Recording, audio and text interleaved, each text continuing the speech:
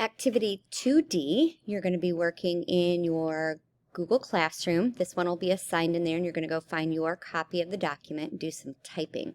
You're going to need a copy of your novel, and you're going to find examples of how your author used varied sentence structure in his or her writing, because again, that's what good writers do. You're going to try to find 4 simple sentences, 4 compound sentences, and 4 complex sentences. So it might be easier for you to read a paragraph and then go back and look at it sentence by sentence. Another way that you could do this is look for just simple sentences, then go look for compound sentences, and then go look for subordinating conjunctions to find complex sentences. It's up to you, but it's a scavenger hunt. So that doesn't necessarily mean that you're going to find everything on one page. You might have to do a little bit of searching and hunting, hence the name scavenger hunt. Once you're done with those, you're going to write 3 sentences of your own, 1 simple, 1 compound, and 1 complex.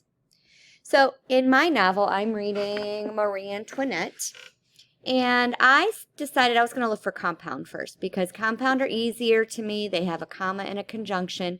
I want to try to make sure that I don't have a complex sentence or dependent clause in there. We will get into a 4th sentence type, which is compound complex, and that is a compound sentence that also is a complex. So when you look for a compound sentence, try to focus on just looking for that comma conjunction and ruling out some subjects and verbs with subordinating conjunctions.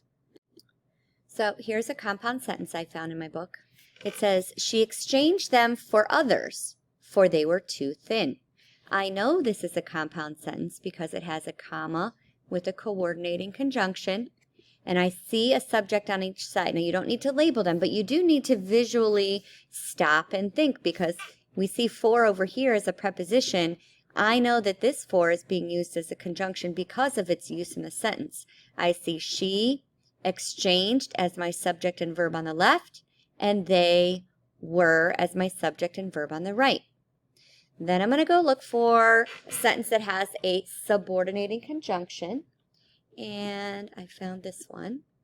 It says, "Even though I don't see Mama, there are messages and notes from her every day." So even though is my subordinating conjunction. Even though what? Even though I don't see Mama. There's my dependent clause. And then I have an independent clause after it. So this is how you're going to code it for me. Since we're typing and not writing, you're going to underline the dependent clause. And remember, sometimes the dependent clause can be in the middle, and sometimes it can be at the end. When you find one, it should start with a subordinating conjunction and have a subject and a verb after it.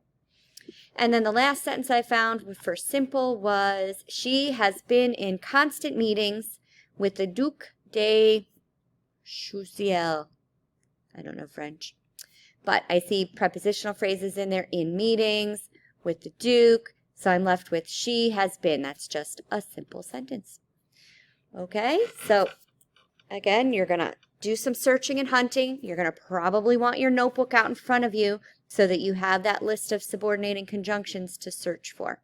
When you are done, make sure you submit this in Google Classroom so that I know to check it.